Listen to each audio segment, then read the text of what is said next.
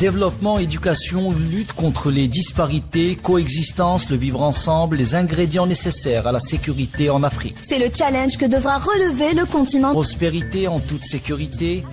Africa Challenge avec Rima Ruibi. Africa Challenge. Bonjour l'Afrique et bienvenue à Africa Challenge.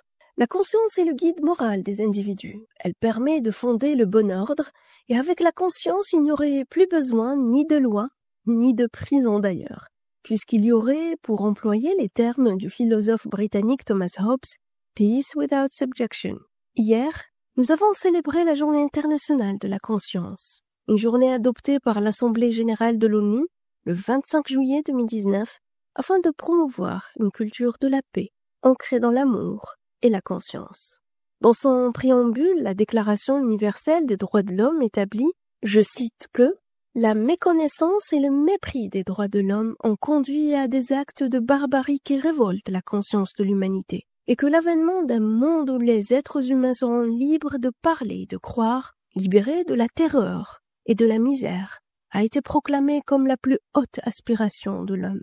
L'article 1er de la Déclaration vient encore renforcer cet argument en affirmant « Tous les êtres humains naissent libres et égaux en dignité et en droit.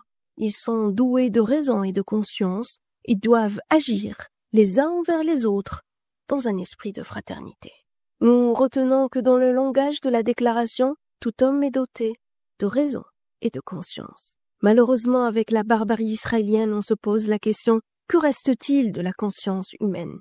Quel sera le sort de la conscience humaine face au non-respect israélien des droits de l'homme, face à la barbarie israélienne ?» L'Afrique, berceau de l'humanité, a pris très tôt conscience de son destin.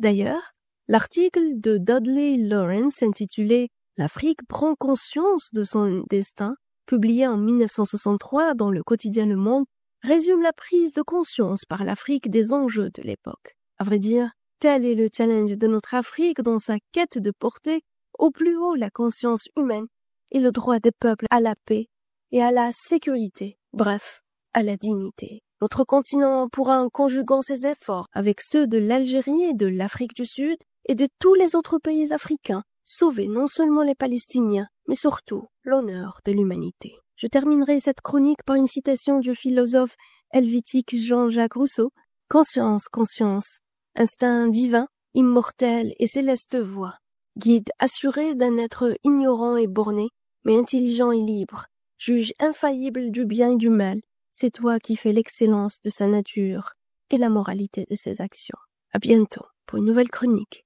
et un nouveau challenge.